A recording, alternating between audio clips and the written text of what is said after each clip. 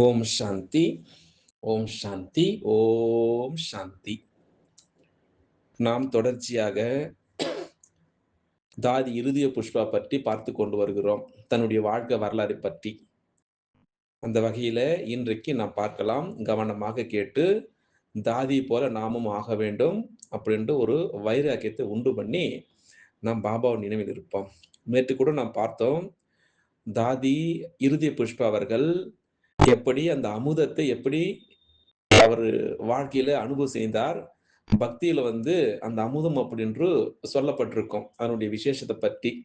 ஆனால் இவர் சொல்கின்றார், தாதி இருதய புஷ்பா அவர்கள், அதாவது தன்னுடைய யோகத்திற்கும் சரி, அதாவது சிவபாபாவுடைய முரளி, அதன் மீதான ஆழ்ந்த அன்பிற்கும் மிகவும் புகழ்பெற்று அந்த உண்மையான அமுதத்தை அவர் அருந்திருக்கின்றார். எவ்வளவு அழகாக இருக்கிறது! உண்மையான அமுதம் அப்படி என்றால், தன்னுடைய வாழ்க்கையை பற்றி சொல்லிக் கொண்டிருக்கின்றார். ஆக அந்த வாணியில அவர் தன்னையே அனுபவித்திருக்கின்றார். வாணின்னா என்ன? பாபா, சிவபாபா, ஆ பிரம்மா பாபாவோட உடல் கமலவாய் மூலமாக சொல்லப்பட்ட அந்த சத்தம், அந்த வாணி, அந்த முரளி, அதுதான் உண்மையான அமுதம் அப்படின்னு சொல்கின்றார். அந்த முரளியே தான் அவருக்கு அமுதமாக இருந்தது அப்படின்னு அடிக்கடி மற்றவர்களிடம் சொல்வது உண்டு. அதுக்கு ஒரு அழகான ஒரு உதாரணம் சொல்கின்றார். அது என்ன உதாரணம் அப்படின்னு பார்க்கலாமா? எப்படி ஒரு மீன் தண்ணீரில் பிறந்து தண்ணீரிலே வாழ்கிறதோ, அதுபோல நான் இந்த முரளி, அதாவது இந்த வானிலேயே நான் வாழ்கிறேன் அப்படின்னு சொல்கின்றார். ஒருவேளை அந்த தண்ணீரிலிருந்து அந்த பிரிக்கப்பட்ட மீன் உயிர் வாழ முடியாது. அதுபோலதான் இந்த முரளி என்னக்கூடிய வாணி என்னும் அந்த அமிர்தம் அப்படின்ற ஏரிலிருந்து நான் பிரிந்தால் என்னால் வாழ முடியாது. அப்படின்ற அழகான அந்த உண்மையான அந்த அமுதம், நெக்டர் ஆஃப் நாலெட்ஜ் அப்படின்னு சொல்வது உண்டு. அது உண்மையான அமுதத்தை பற்றி அழகாக தாதி அவர்கள் இந்த ராஜ்ய யோகினி அப்படின்ற ஆங்கில புத்தகத்திலிருந்து நாம் தினந்தோறும் சரி தமிழாக்கம் செய்து கொண்டு வருகின்றோம். இன்னொரு அழகான ஒரு அனுபவம். தாதி இருதய புஷ்பா அவர்கள் ஒரு முறை உடல் நலக்குறைவால் பாதிக்கப்பட்ட பொழுது, அப்போ பாபா அவரை அந்த பாபாவுடைய சென்டரில, அதாவது சமதூரத்தில் இருந்த ஒரு அறையில் தங்க வைத்தார் தாதி இருதய புஷ்பா அவர்களை. இப்படி போய்க் கொண்டிருக்கக்கூடிய வேளையில பாபா தாதி இருதய புஷ்பா அவரிடம் சொன்னார் இப்படி என்று, "உனக்கு தான் உடல்நிலை சரியாக இல்லை. அதனால நீ முழுமையாக குணமடையும் வரை இந்த முரளி வகுப்பிற்கு வர வேண்டாம்" அப்படின்னு சொன்னார். அப்போ வகுப்பு முடிந்ததும் நானே உன்னுடைய அறைக்கு இந்த முரளினுடைய அந்த வாணியினுடைய முக்கியமான பாயிண்ட்‌களை, அந்த அம்சங்களை நான் உனக்கு சொல்கிறேன் அப்படின்று பாபா தாதி இருதய புஷ்பாவிடம் சொன்னார். பிறகு தாதி அவர்கள் எந்த விதமான பேச்சும் சரி, எந்த விதமான முறையீடும் இல்லாமல் அந்த விஷயத்தை தாதி இருதய புஷ்பா அவர்கள் சம்மதித்து ஏற்றுக்கொண்டு விட்டார். ஆனால் முரளினுடைய பாடல் தொடங்கியவுடன் அங்கு இருக்கக்கூடிய கோபிகைகளால் அமைதியாக இருக்க முடியவில்லை. எப்போ முரளி ஆரம்பிப்பதற்கு முன்னாடி பாடல் ஒலிப்பது உண்டு. அப்போ அந்த முரளினுடைய ஒலி கேட்டவுடன் அவருடைய இதயம் துள்ளியது. அந்த மீன் எப்படி தண்ணீரில் பிரிக்கப்பட்டா மீனுடைய நிலை எப்படி இருக்கும்? துள்ளி குதிக்கும். அதுபோலத்தான் கோபிகைகள் நிலையும் சரி. அப்போ தரையில் மெதுமெதுவாக நான் ஊர்ந்து படிக்கட்டை அடைந்து விட்டேன். அங்கேயே அந்த படிக்கட்டினுடைய ஓரத்தில் மறைந்து நான் அமர்ந்து, பாபா சொல்லக்கூடிய அந்த வாணிய கேட்கக்கூடாது அப்படின்று சொல்லவில்லை அப்படின்று நினைத்து ரகசியமாக அந்த சாகார முரளியை நான் கேட்டேன் அப்படின்று சொல்கின்றார். எவ்வளவு அமுதத்தை உண்டு பண்ணியிருக்கிறார் பாருங்கள். இப்படியாக பாபாவுடைய சென்டரில் பணியாற்றிக் கொண்டிருந்தவர்களை சந்தித்து, அவர்கள் இருந்த இடத்திலேயே முரளினுடைய முக்கிய கருத்துக்களை பகிர்ந்து கொள்வது வழக்கம் அப்படின்று, அந்த காலத்தில் எப்படி நடந்தேறியது, எப்படி அவர் அமுதத்தை உண்டார் அப்படின்ற அந்த அனுபவங்களை நம்மிடம் சொல்லிக் கொண்டு வருகிறார். ஒரு விஷயத்தை நம்மிடம் பகிர்ந்து கொள்ளப் போகின்றார். அது என்ன விஷயம் அப்படி என்றால், ஒரு நாள் பாபா முரளி வாசித்துக் கொண்டிருந்த பொழுது, அதாவது கோபிகை அப்படின்ற இருதய புஷ்பா அவர்கள் தன்னையே மறந்து அங்கே ஓடினார். நம்ம பக்தியில சொல்லப்பட்டிருக்கும். கிருஷ்ணர் புல்லாங்குழல் எடுத்த உடனே எல்லா கோபிகர்களும் சரி, சமைச்சிருந்தாலும் அப்படி விட்டுட்டு ஓடி விடுவார்கள். அப்படின்ற நினைவு தான் இப்பொழுது வருகிறது. இப்படி ஓடிக்கொண்டிருக்கக்கூடிய வழியில ஒரு மரக்கட்டை இருந்ததால், அவர் தடுமாறி விழப்போகும் நிலையில் இருந்தார். அப்போ பாபா தன்னுடைய கருணை நிறைந்த அந்த பார்வையால் அவரை நோக்கினார். அந்த கோபிகை, அதாவது தாதி இருதய புஷ்பா அவர்களுடைய மரத்தடையை தாண்டி பாபாவின் முன் நின்று முழு கவனத்துடன் முரளியை கேட்டார் அப்படின்ற அந்த அனுபவத்தை நம்மிடம் பகிர்ந்து கொண்டு வருகின்றார். பிறகு பாபா அவரிடம் சொன்னார் இப்படி என்று, இப்படி ஓடி வரக்கூடாது அப்படின்னு சொன்னார் தாதி இருதய புஷ்பா அவரிடம். ஆனால் முரளி ஒலிக்கும் பொழுது கோபிகைகள் ஓடி வராமல் என்ன செய்வார்கள் என்று தன்னுடைய மனதிற்குள்ளே கேள்வி கேட்டுக்கொண்டார் தாதி இருதய புஷ்பா அவர்கள். அவர் புல்லாங்குழல் வாசிப்பவர் அல்லவா, நாம் எல்லோரும் யார் கோபிகைகள் அல்லவா அப்படின்று அந்த விஷயத்தை நம்மிடம் பகிர்ந்து கொண்டு வருகின்றார். இன்னொரு அழகான ஒரு விஷயம், I have tried my daughter. என்னது? I have tied my daughter அப்படின்னா தமிழ்ல என் மகளை நான் கட்டி பிணைத்திருக்கின்றேன். இப்படி கூட சொல்லலாம். என் மகளை நான் இறைவனுடன் பிணைத்து விட்டேன் அப்படின்ற அந்த ஆன்மீக பொருளிலும் இதை எடுத்துக் கொள்ளலாம். I have tied my daughter. எவ்வளவு அழகான ஒரு உதாரணம் பாருங்கள். அந்த நாளிலிருந்து பிரச்சனைகள் ஆரம்பமானது. அதாவது அந்த சத்தியத்தினுடைய, அதாவது உண்மையினுடைய பாதையில தங்கள் அர்ப்பணித்த மனைவிகளை அவர்களுடைய கணவர்கள் கொடூரமாக அடித்தார்கள் சிற்றின்பத்திற்காக. அதாவது இறைவனுடைய பெயரால் அவர்கள் எந்தவித குற்ற உணர்வும் இன்றி அந்த துன்பங்களை பொறுமையுடன் சகித்து வந்தார்கள் கோபிகைகள், கல்யாணம் ஆன மனைவிமார்கள். இப்படியாக போய்கொண்டிருக்கக்கூடிய வேளையில அங்க இருக்கக்கூடிய நகரத்தில் இருந்த பல கன்னி பெண்கள், கன்னியா குமாரிகள் சொல்லுவாங்க, திருமணம் செய்ய மறுத்தார்கள். இதனால பெற்றோர் தன்னுடைய தகப்பனாரிடம் இருந்து சொல்ல முடியாத அளவுக்கு கொடுமைகளை அனுபவித்தார்கள். இப்படியாக பல வாரங்கள் அவர்களுக்கு உணவே கொடுக்கப்படவில்லை அந்த குமாரிகளுக்கு.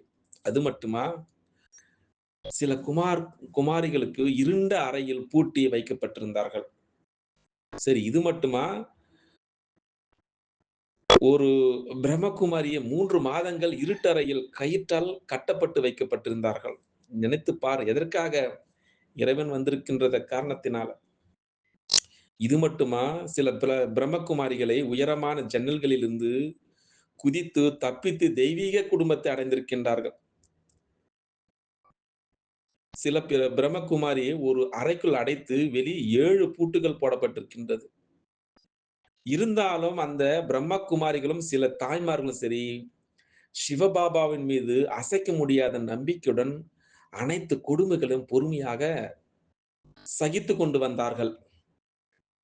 இது மட்டும் இல்லாமல் அங்கே அடிதடியும் சரி, அங்கு கடுமையான வார்த்தைகளும் சரி, கண்ணீர் மல்க பாபா பாபா அப்படின்னு நினைத்துக் கொண்டிருந்தார்கள் கோபிகைகள். சரி, இது மட்டும் என்று பார்த்தால் தீ பரிசோதனைக்கு முன் இது செய்யக்கூடிய ஒரு தவம் இதுவல்லவா?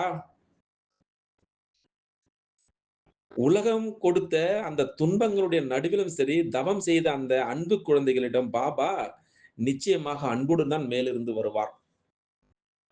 இப்படியாக அங்க இருக்கக்கூடிய மனைவிகள் தங்கள் முடிவில் உறுதியாக இருந்த பொழுது, அவர்களுடைய கணவர்கள் ஒரு அமைப்பை உருவாக்கினார்கள். அதாவது ஆன்டி ஓம் மண்டலி பார்ட்டி அப்படின்று, அதாவது இந்த ஓம் மண்டலிக்கு எதிர்ப்பு குழுவினர். அப்போ ஊரில் இருக்கக்கூடிய அந்த பஞ்சாயத்து தலைவர்கள், பலவிதமான சமூக தலைவர்கள், செல்வந்தர்கள் எல்லோரும் அவர்களுக்கு ஆதரவளித்தார்கள். அந்த ஆன்டி ஓம் மண்டலி என்ற அமைப்புக்கு. அவர்கள் வீடு வீடாக சென்று உங்கள் குழந்தைகளை ஓம் மண்டலிக்கு அனுப்பினால், உங்களை இந்த சமூகத்திலிருந்து ஒதுக்கி வைப்போம் அப்படின்று மிரட்டினார்கள். இது நடந்த விஷயம் 1938 ஜூன் மாதத்துல அங்கு இருக்கக்கூடிய எதிர்ப்பாளர்கள் ஆசிரமத்திற்கு தீ வைக்க வந்தார்கள். அப்போ தாதி இருதய புஷ்பா அவர்கள் அந்த ஆசிரமத்தினுடைய நுழைவாயில் உறுதியாக நின்றார். அங்கே அந்த எகிப்தின் மீது கற்களும் சரி, செங்கற்களும் சரி ஆசிரியத்தின் மீது வீசிக் கொண்டிருந்தார்கள். அங்கே அந்த வீட்டை கொளுத்துவதற்காக தீ பந்தங்களையும் அவர்கள் எறிந்தார்கள். ஆனால் இருதய புஷ்பா அவர்கள் பாபாவுடைய ஆசீர்வாதம் இருந்த காரணத்தினால், அவர் அச்சமின்றி, பயமின்றி, துணிச்சலாக அவர்களுக்கு முன் நின்றார்.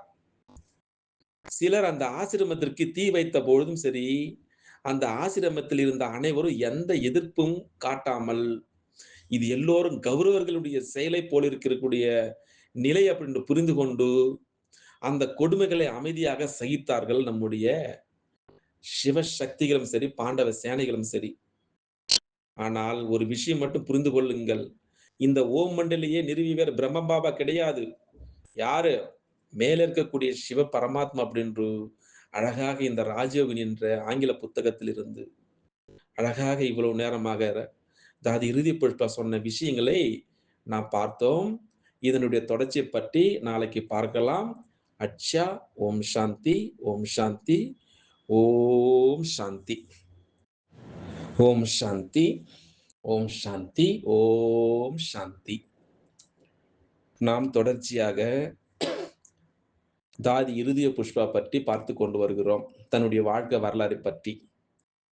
அந்த வகையில இன்றைக்கு நாம் பார்க்கலாம். கவனமாக கேட்டு, தாதி போல நாமும் ஆக வேண்டும் அப்படின்ட்டு ஒரு வைராக்கியத்தை உண்டு பண்ணி, நாம் பாபாவின் நினைவில் இருப்போம். நேற்று கூட நாம் பார்த்தோம். தாதி இருதய புஷ்பா அவர்கள் எப்படி அந்த அமுதத்தை எப்படி அவரு வாழ்க்கையில அனுபவம் செய்தார். பக்தியில அந்த அமுதம் அப்படின்று சொல்லப்பட்டிருக்கும். அதனுடைய விசேஷத்த பற்றி. ஆனால் இவர் சொல்கின்றார், தாதி இருதய புஷ்பா அவர்கள், அதாவது தன்னுடைய யோகத்திற்கும் சரி, அதாவது சிவபாபாவுடைய முரளி, அதன் மீதான ஆழ்ந்த அன்பிற்கும் மிகவும் புகழ்பெற்று அந்த உண்மையான அமுதத்தை அவர் அருந்திருக்கின்றார். எவ்வளவு அழகாக இருக்கிறது! உண்மையான அமுதம் அப்படி என்றால் தன்னுடைய வாழ்க்கையை பற்றி சொல்லிக் கொண்டிருக்கின்றார். ஆக அந்த வாணியில அவர் தன்னையே அனுபவித்திருக்கின்றார். வாணின்னா என்ன? பாபா, சிவபாபா, ஆ பிரம்மா பாபாவோட உடல் கமலவாய் மூலமாக சொல்லப்பட்ட அந்த சத்தம், அந்த வாணி, அந்த முரளி, அதுதான் உண்மையான அமுதம் அப்படின்னு சொல்கின்றார். அந்த முரளிய தான் அவருக்கு அமுதமாக இருந்தது அப்படின்னு அடிக்கடி மற்றவர்களிடம் சொல்வது உண்டு. அதுக்கு ஒரு அழகான ஒரு உதாரணம் சொல்கின்றார். அது என்ன உதாரணம் அப்படின்னு பார்க்கலாமா? எப்படி ஒரு மீன் தண்ணீரில் பிறந்து தண்ணீரிலே வாழ்கிறதோ, அதுபோல நான் இந்த முரளி, அதாவது இந்த வானிலேயே நான் வாழ்கிறேன் அப்படின்னு சொல்கின்றார்.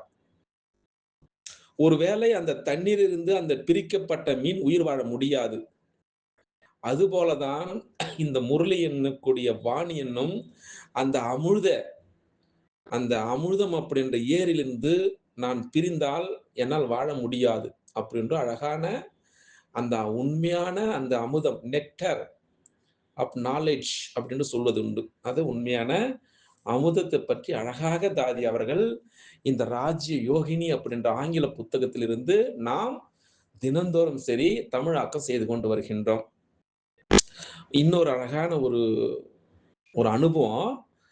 தாதி இருதய புஷ்பா அவர்கள் ஒரு முறை உடல் நலக்குறைவால் பாதிக்கப்பட்ட பொழுது, அப்போ பாபா அவரை அந்த பாபாவுடைய சென்டரில, அதாவது சமதூரத்தில் இருந்த ஒரு அறையில் தங்க வைத்தார் தாதி இருதய புஷ்பா அவர்களை. இப்படி போய்க் கொண்டிருக்கக்கூடிய வேளையில பாபா தாதி இருதய புஷ்பா அவரிடம் சொன்னார் இப்படி என்று, "உனக்கு தான் உடல்நிலை சரியாக இல்லை.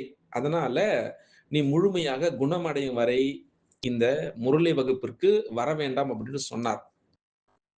அப்போ வகுப்பு முடிந்ததும் நானே உன்னுடைய அறைக்கு இந்த